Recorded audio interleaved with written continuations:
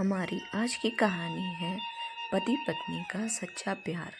एक आदमी ने एक बहुत ही सुंदर लड़की से शादी की।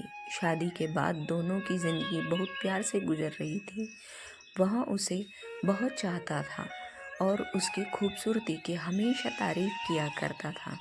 लेकिन कुछ महीनों के बाद लड़की चर्म रोग से ग्रसित हो गई और धीरे धीरे उसकी खूबसूरती जाने लगी।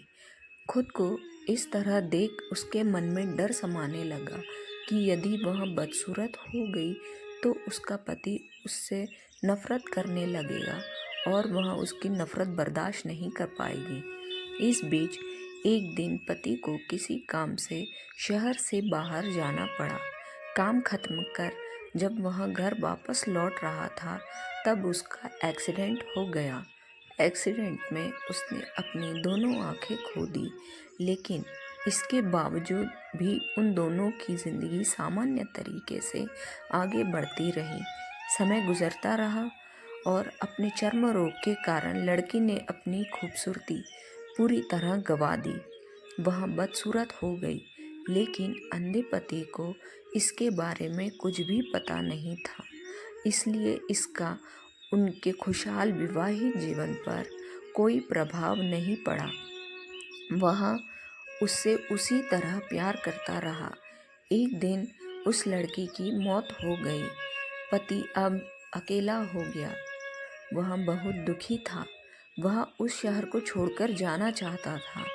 उसने अंतिम संस्कार की सारी क्रियाविधि पूर्ण की और शहर छोड़कर जाने लगा।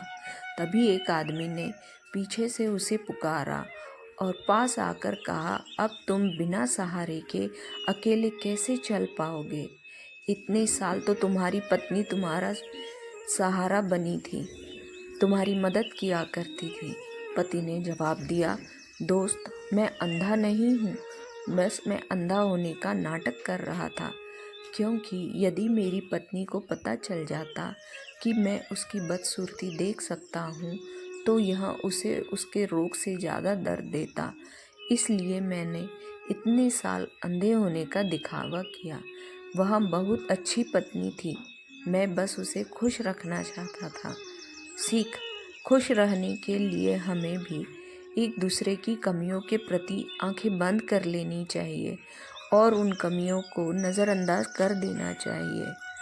धन्यवाद।